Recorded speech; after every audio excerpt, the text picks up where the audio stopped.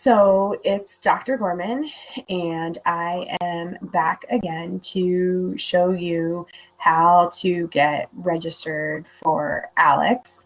And then I'll have another video that kind of goes over some of the tips and tricks once you have gone through the beginning part of ALEKS. So this video will show you about the beginning part of ALEKS.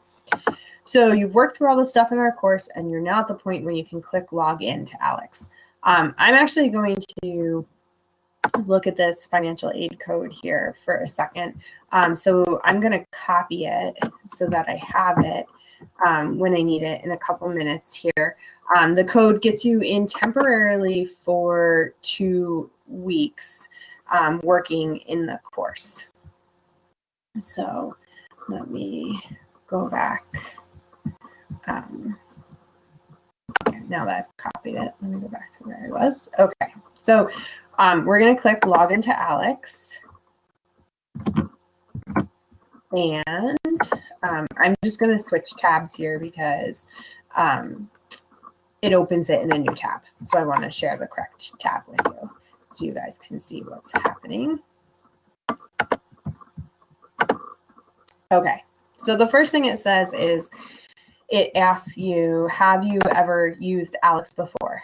So if you took Math 127 before and you used ALEKS and you think you might be eligible for that code to be able to not have to pay for ALEKS because you took the class before but you didn't pass it and you worked in ALEKS and you answered, there was some questions in that ALEKS survey, please be sure to use the same login name, okay? It's a lot harder for ALEKS to be able to give you that code if you're logging in with a different account, okay? But if you haven't ever used ALEKS before, click no, I've never used ALEKS before.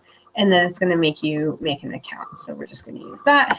And then we're gonna use, we're still gonna, oops. Okay. I'll just type it here. So jennifer.gorman@csn.edu. Okay. And then I have to type it again. So jennifer.gorman@csn.edu. Okay. And then, yes, I go to the terms of service. Okay. So then we're going to click submit. And then it's going to say, okay, your account's been paired, which is nice.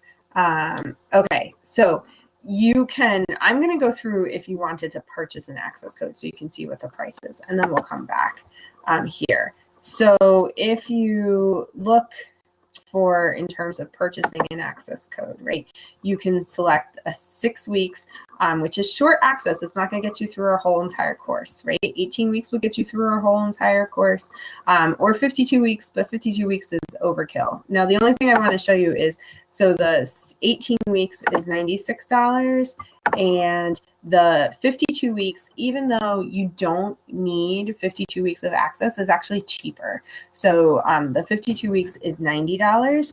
The 6 weeks is here as an option. It's $40. However, it's not going to be long enough for the class. And then what's going to happen is you're going to have to buy another access, and your choices are only 6 weeks, 18 weeks, and 52 weeks. So in the long run, it'll end up costing you more money to do that.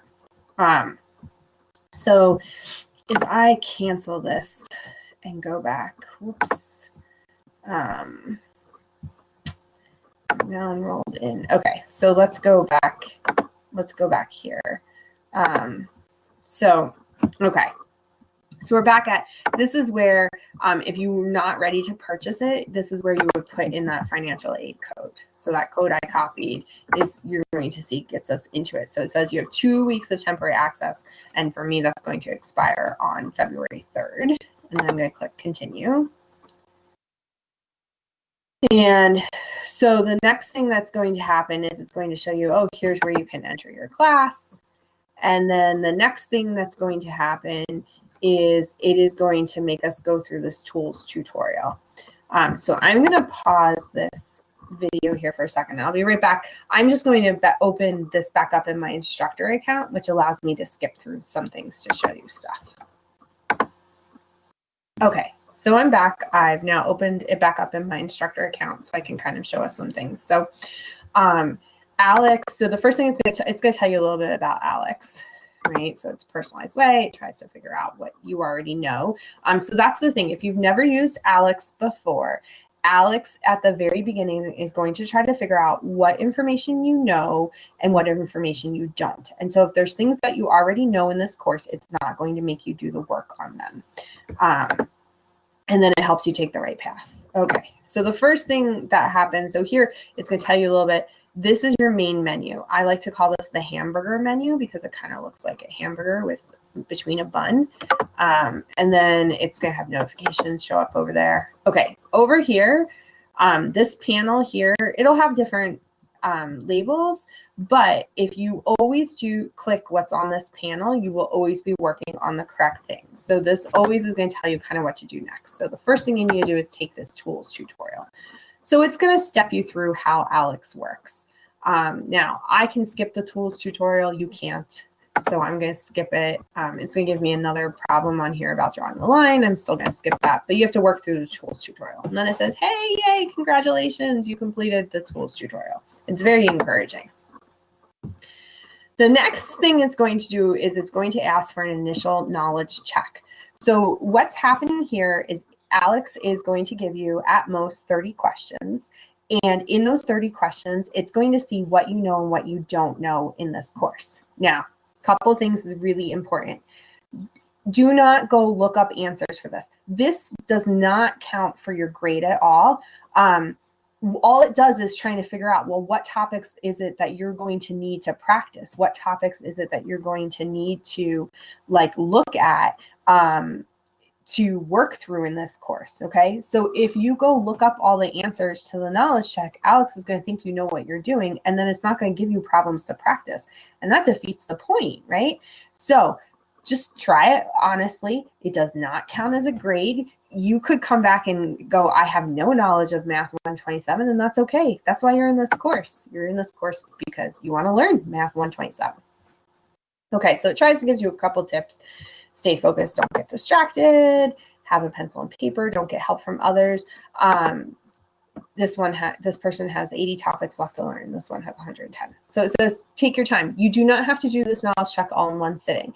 So you can start it and then be like, oh, I have something I need to do, walk away, come back. So we're going to get started. And it tells you a little bit more stuff. So I'm going to show you kind of what happens. So you go in here, you get a problem, convert 315 degrees to radian, measure in terms of pi. You might go, wow, I have no idea, right? I don't even know what that means. Okay. Click I don't know. The first time you click I don't know, ALEKS is going to be like, do you really not know? So if you have a guess, put in your guess. But if you don't, just really click I don't know. So yeah, I really don't know, ALEKS. And then keep going through it, right? So it's going to give you these problems. You have to do the whole entire knowledge check. I don't, so I'm going to skip it. And then I'm going to pretend that I have very little knowledge of pre-calculus. So you're going to see that what happens is it gave me 3 topics. It says, hey, you already know 3 things in this course, but there's 96 others. So there's 96 total topics in this course. So there's 93 things you don't know. That's fine. You might get 0. That's okay too. Don't freak out. It doesn't matter what you get. It just matters that you take it. So ALEKS knows how to kind of build your own personalized homework sets. Okay, and that's going to step you through a bunch of stuff about the results, and you don't have to worry about that.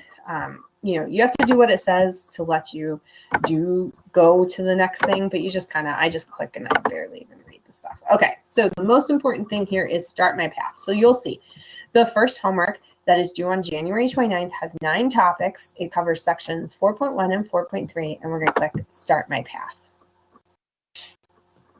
Okay. And so the first thing that's going to happen is it's going to open to a page that has an explanation on it, right? ALEKS's explanations, they're okay. They're not great. That's why I made you videos, right? So this topic here, converting between degrees and radian measures, problem type 1, there's a video that has that exact same topic listed in Canvas, converting between degrees and radian measures, problem type 1. So you might want to go watch my video in Canvas and then try this problem. Here are the videos. These are videos that ALEKS has made and the publisher has made. These videos are actually pretty good. The explanation page itself is the one that's kind of like, a little bit. You can also click here to get to the textbook. You can also click here if you're working on a problem and you have some questions and you want to email me, so that'll allow you to do that there. So you're going to click Start.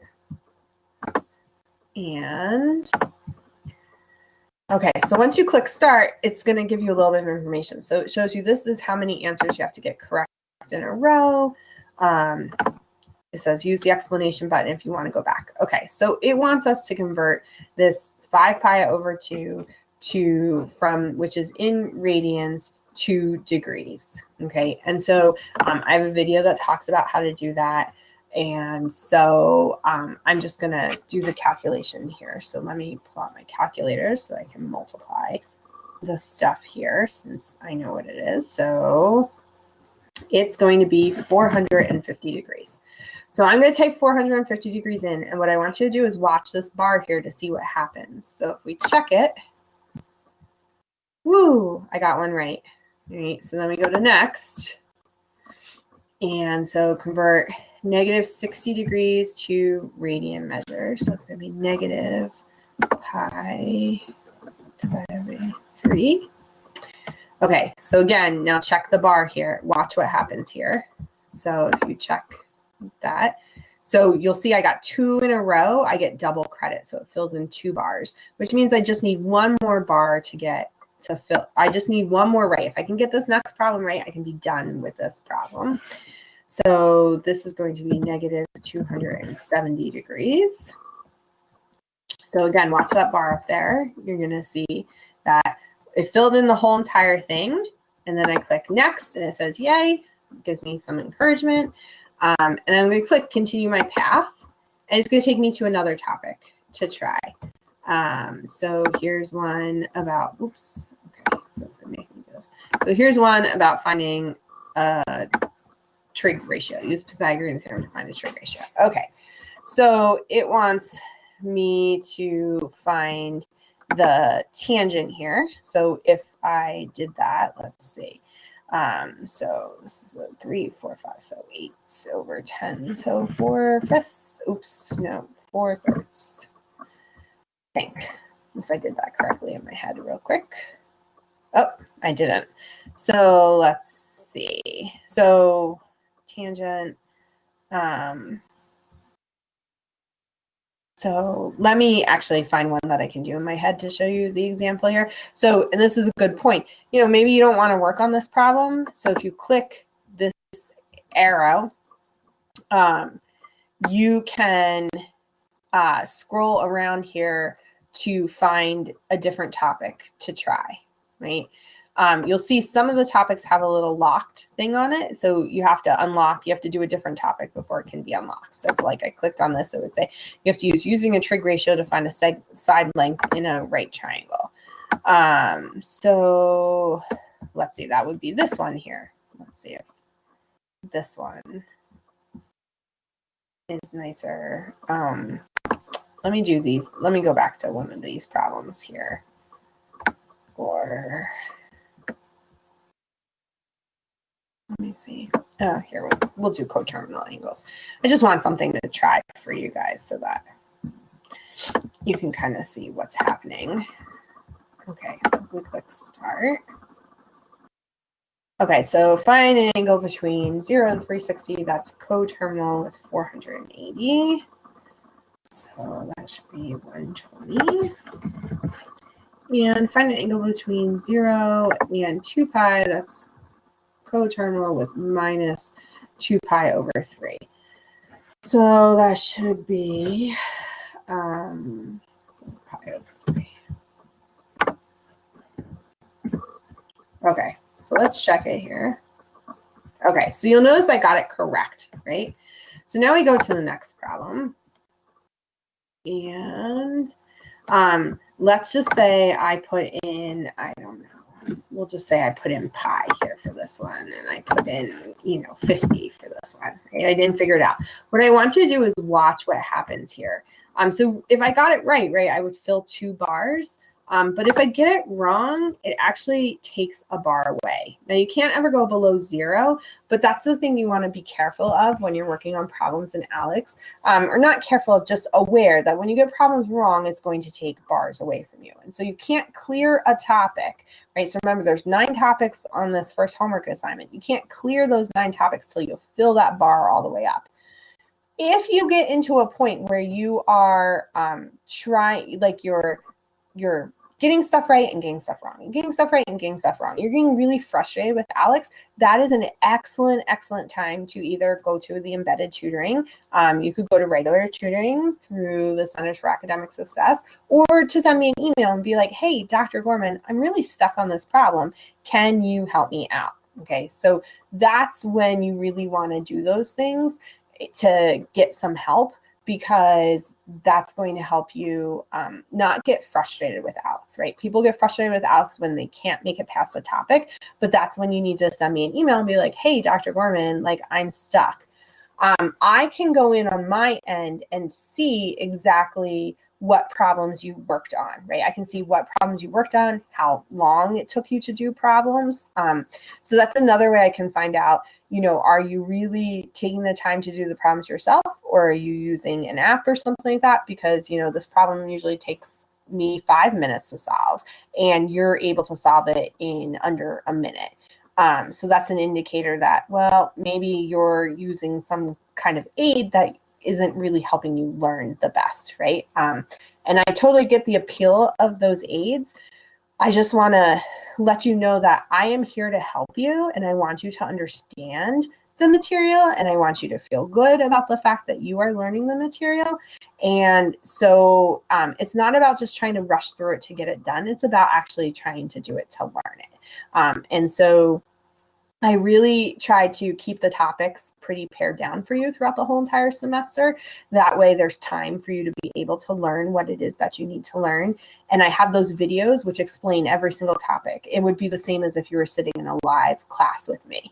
That's what you're getting on those videos that I have on Canvas. So just to make you aware of all those things to help you out in this course. So if you have any questions about ALEKS or anything like that, let me know. What you want to do is you want to get in and start working, take that initial knowledge check so you can see where you are in the course. And then you can start working on the stuff in sections 4.1 and 4.3 if you want. I know it's not due till next week, but it's still, you know, you might as well get it out of the way if you want to get out of the way. And you can work ahead in ALEKS. The tests will not be in ALEKS. The tests will actually be in Canvas. So, and I'll have more information about the tests and to send it to you when we come up to the test. So otherwise, good luck. If you have any questions, let me know. I'm definitely here to help you.